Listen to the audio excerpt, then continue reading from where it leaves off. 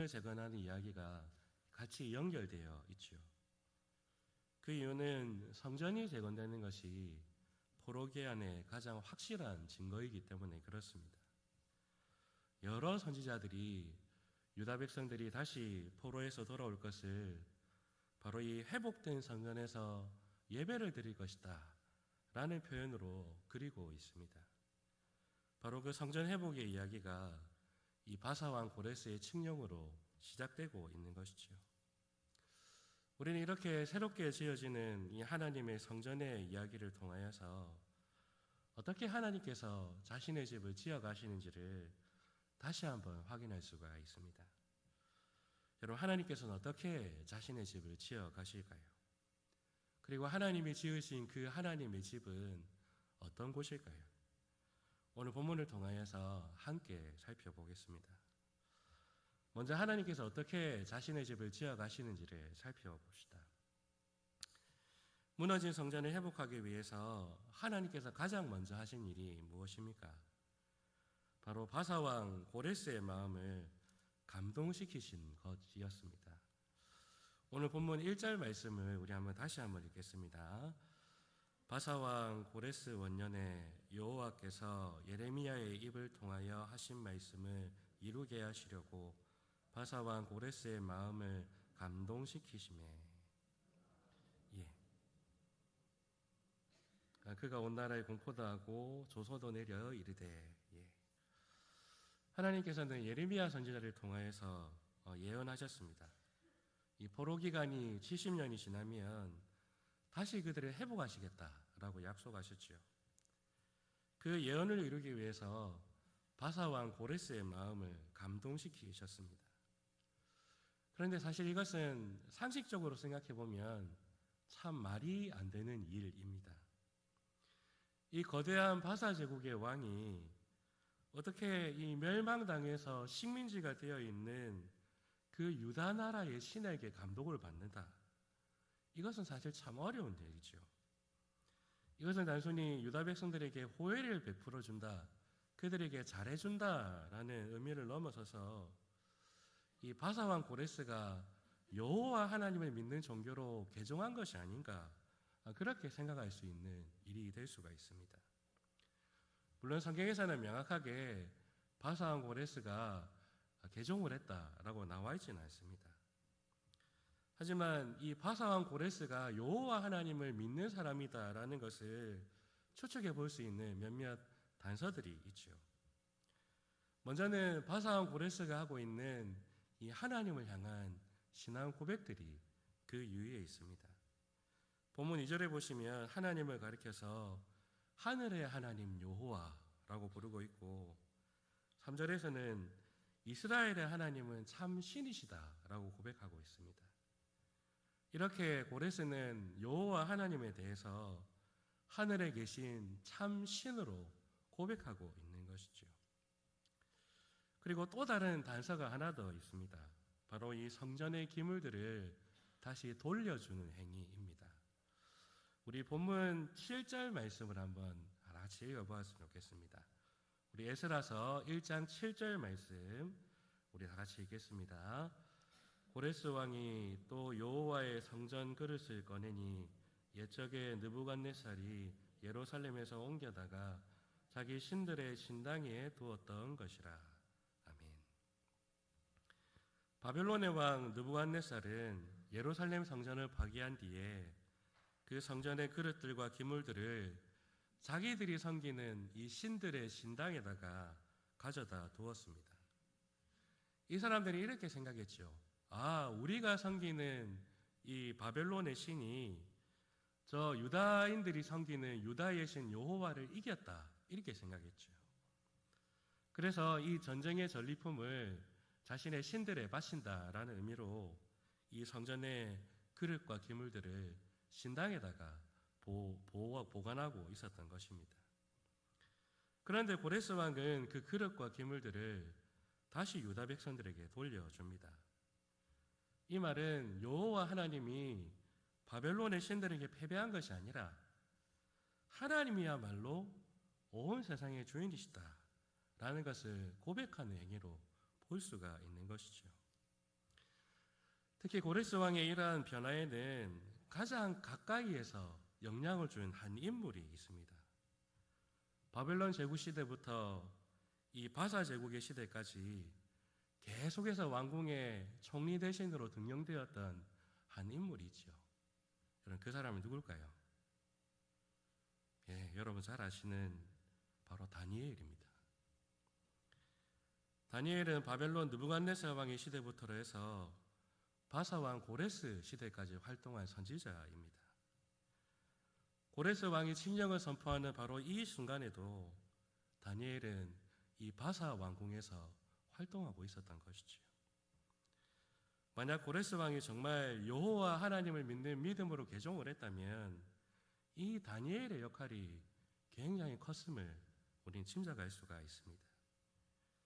이렇게 하나님께서는 바사 왕 고레스의 마음을 감동시키셔서 성전 회복의 역사를 시작하게 하셨습니다.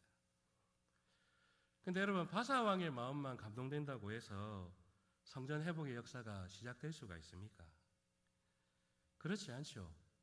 정작 이 성전 회복의 역사를 감동해야 될 사람들은 지금 포로 잡혀 있는 이 유다 백성들입니다.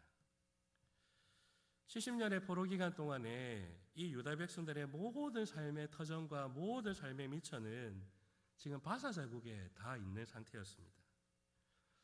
여러분, 70년이 보통 긴 세월이 아니시오. 우리가 일본으로부터 억압받았던 그 일제강점기가 35년 아니겠습니까? 그 2배의 세월이 바로 이 70년 세월입니다. 그 긴 세월 동안 가족들도 다 바사 제국에 있고 먹고 살 수 있는 모든 터전들이 이 바사 제국에 다 자리 잡혀 있는 그런 상태였습니다. 그런데 이거를 다 떨쳐버리고 다시 예루살렘으로 돌아간다는 것은 정말 쉽지 않는 일이었습니다. 그래서 실제로 예루살렘으로 돌아가지 않고 바사 제국에 여전히 남아있는 유다 백성들이 참 많이 있었습니다. 그들의 이야기가 바로 에스더서의 이야기 아니겠습니까? 하지만 하나님께서는 수많은 유다 백성들이 일어나서 이 성전 재건하는 일에 참여하도록 하셨습니다. 이 일이 어떻게 가능했습니까?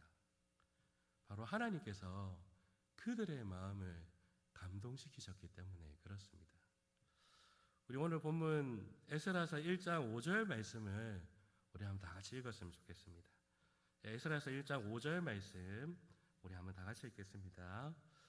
이에 유다와 베냐민 족장들과 제사장들과 레위 사람들과 그 마음이 하나님께 감동을 받고 올라가서 예루살렘에 여호와의 성전을 건축하고자 하는 자가 다 일어나니. 바사 왕 고레스의 마음을 감동시킨 하나님께서는 다시 유다 백성들의 마음도 감동시키셨습니다. 그래서 왕의 명령 때문에 억지로 어쩔 수 없이 그렇게 하는 것이 아니라 기쁜 마음으로 성전을 재건하는 일에 자원하며 섬기게 되었습니다. 하나님께서는 그 하나님의 성전을 사모하는 열심을 주셔서 자신의 모든 삶의 터전을 버리고서라도 이 성전을 재건하기 원하는 그 간절한 마음을 부어주신 것이죠. 그 결과 이 예루살렘 성전을 회복할 수 있는 일꾼들이 세워지게 된 것입니다. 여러분, 이렇게 성전 회복의 모든 역사는 하나님의 감동하심으로 시작되었습니다. 어떤 탁월한 지도자의 지도력이나 헌신된 일꾼들의 열심에서 시작된 것이 아니라 바로 하나님께로부터 시작되었습니다. 그리고 그 모든 과정과 결과를 하나님께서 주장하셔서 결국 하나님께서 하나님의 집을 지으셨습니다. 이렇게 하나님의 집, 하나님의 성전은 하나님의 열심으로 지어집니다. 바로 이 하나님의 집을 짓는 일은 하나님께서 하신다라는 것을 우리에게 보여주고 있는 것입니다. 여러분, 이것은 오늘날 우리도 마찬가지입니다. 우리는 이미 이 땅에 세워진 참된 성전, 바로 예수 그리스도의 몸의 지체가 된 자들입니다. 하지만 사도 바울은 그런 우리를 향하여서 하나님이 거하실 전으로 지어져 가고 있는 자들이다라고 말을 하고 있습니다. 그렇게 하나님의 거하실 성전으로 지어져 가고 있는 우리가 분명하게 기억하고 고백해야 될 것이 있는데, 그것은 바로 이 교회는 하나님의 집이고 하나님께서 이 집을 세우신다라는 것입니다. 그래서 우리는 이 교회에 대해서 아무런 자랑할 것이 없으며 그저 하나님께서 하셨습니다라고 고백하는 것이 우리가 할 수 있는 전부라는 것이죠. 그리고 혹여나 이 교회가 위기에 빠지고 연약함에 빠진다 할지라도 우리는 이 교회를 함부로 판단하거나 우리 스스로 낙심하지 말아야 합니다. 왜냐하면 하나님께서 그 하나님의 열심으로 이 하나님의 집을 세우실 것이기 때문에 그렇습니다. 그래서 우리는 교회의 연약함과 부족함을 보며 우리의 생각대로 함부로 판단해서는 안 됩니다. 여러분, 하나님의 집은 하나님께서 세우십니다. 하나님의 교회는 하나님의 열심으로 세워집니다. 이 사실을 늘 기억하면서 혹여나 우리의 열심을 자랑하거나 혹은 우리 스스로 교회를 판단하기보다는 이 하나님의 일하심을 바라보며 이 교회를 늘 하나님께 올려드릴 수 있는 그런 믿음이 우리에게 있어야 할 것입니다. 여러분, 이 마산제일교회는 하나님이 세우십니다. 이 사실을 늘 기억하며 이 믿음으로 교회를 섬기시는 저와 여러분 되시기를 바라겠습니다. 이처럼 하나님께서는 하나님의 열심으로 자신의 집을 세우십니다. 그렇다면 이 하나님께서 세우시는 그 집은 어떤 곳입니까? 이것은 그 집이 지어지는 재료를 잘 살펴보면 이 집이 어떤 집인지 잘 알 수가 있습니다. 고레스 왕은 칙령을 내리는데 그 칙령의 내용에는 이런 내용도 함께 포함이 되어 있습니다. 우리 오늘 본문 4절 말씀 한번 다 같이 읽어보겠습니다. 에스라 1장 4절 말씀 우리 한번 다 같이 읽겠습니다. 그 남아있는 백성이 어느 곳에 머물러 살든지 그곳 사람들이 마땅히 은과 금과 그 밖의 물건들과 짐승으로 도와주고 그 외에도 예루살렘에 세울 하나님의 성전을 위하여 예물을 기쁘게 드릴지니라 하였더라. 아멘. 이 명령의 내용은 이런 내용입니다. 혹시 예루살렘으로 돌아가는 유대인들이 주위에 있으면 그 이웃들이 그 앞으로 살아갈 살림살이에 필요한 여러 물품들을 제공해 주라라는 것입니다. 그리고 거기에 더해서 그들이 세울 이 성전을 위해서 필요한 예물들이 있으면 그것도 다 아낌없이 제공해 줘라라는 이 명령입니다. 그러므로 여러분, 새롭게 지어진 예루살렘 성전은 이스라엘 백성들이 가지고 있는 어떤 재산으로 지어지는 것이 아니었습니다. 바사 제국이 제공하는 값진 예물들, 그리고 바사 제국의 그 시민들이 제공하는 그 보물들을 가지고 이 성전이 지어졌습니다. 왜냐하면 유다 백성들은 포로 생활을 했기 때문에 뭔가 예물이라든지 보물이라 할 만한 게 없었습니다. 그래서 하나님께서는 바사 제국으로부터 보물과 예물들을 제공받아서 그것을 가지고 성전을 짓게 하시고 계신 것이죠. 여러분, 이것은 지금 새롭게 지어지는 예루살렘 성전만 그런 것이 아니고 이 땅에 세워졌던 수많은 하나님의 집들이 다 그러했습니다. 성막이 세워질 때도 하나님께서는 애굽에서 가져온 보물들을 가지고 성막을 짓게 하셨습니다. 성전이 세워질 때도 마찬가지지요. 하나님께서는 두로왕 히람이 보낸 백향목을 통하여 그리고 저 오빌이라는 나라에서 가져온 정금을 통하여서 이 성전을 짓게 하셨습니다. 그리고 지금 새롭게 세워지는 이 성전 역시도 바사 제국의 보물과 예물들을 통하여 짓게 하고 계신 것이죠. 이처럼 하나님께서는 자신의 집을 지으실 때에 이 세상의 가장 값진 보물과 보화들로 하나님의 집의 재료를 삼으십니다. 여러분, 하나님께서 왜 이렇게 하실까요? 하나님께서 그저 사치스럽고 아름다운 것을 좋아하시기 때문에 그렇습니까? 그렇지 않습니다. 하나님께서 이 세상의 가장 값진 보화와 보물들로 하나님의 집을 지으시는 것은 바로 이 집을 지으신 이 하나님께서 온 세상의 주인이시며 온 세상의 왕이시기 때문에 그렇습니다. 그러하게 하나님께서는 자신의 집을 지으실 때에 이 세상의 가장 값진 보물과 보화들로 자신의 집을 지장하시는 것이죠. 그러므로 하나님이 계신 이 성전은 온 세상을 다스리시는 하나님의 집무실이자 바로 온 세상의 중심입니다. 성전보다 거대한 건축물들이 얼마나 어마어마하든지 많이 있고 성전에 있는 그 시온산보다 더 높은 산들이 얼마나 많이 있습니까? 하지만 이 성전에 하나님께서 거하시기에 성전이 있는 시온산은 가장 높은 산이 됩니다. 그리고 이 성전이 세워진 예루살렘은 온 세상에 우러러보는 산 위에 있는 동네가 되는 것입니다. 이것은 오늘날 우리 역시도 마찬가지입니다. 우리는 이 하나님의 집을 시장하기 위해서 이 세상의 보물과 보화를 하나님께 바치고 있습니다.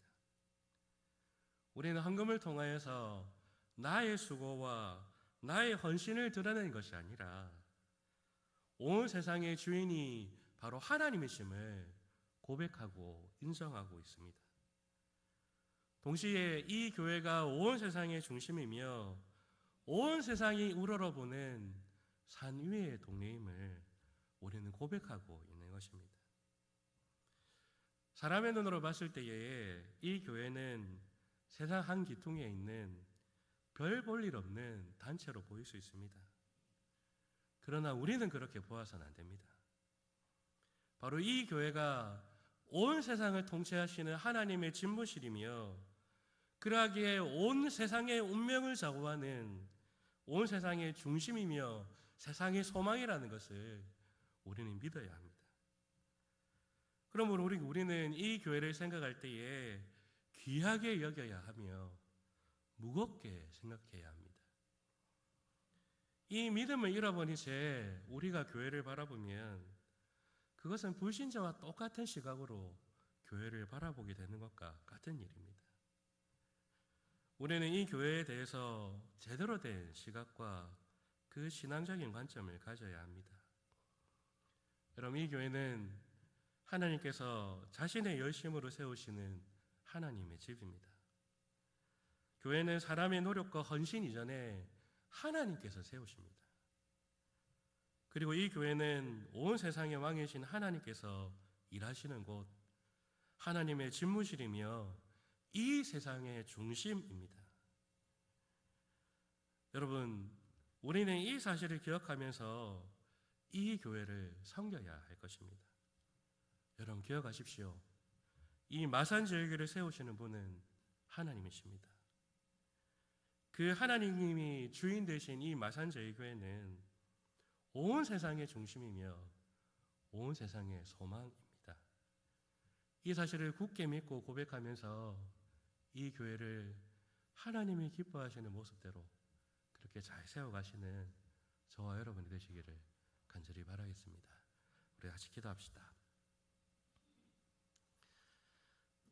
하나님 아버지, 우리에게 믿음을 다하여 주시옵소서. 느껴지는 대로, 생각하는 대로 믿는 것이 아니라 믿는 대로 생각하고 믿는 대로 행동하게 하옵소서. 이 교회를 하나님의 말씀의 관점으로 믿고 바라보게 하셔서 이 교회를 바르게 섬기며 귀하게 여길 수 있는 주의 종들이 다 될 수 있도록 도와주시옵소서. 우리 주 예수님 이름으로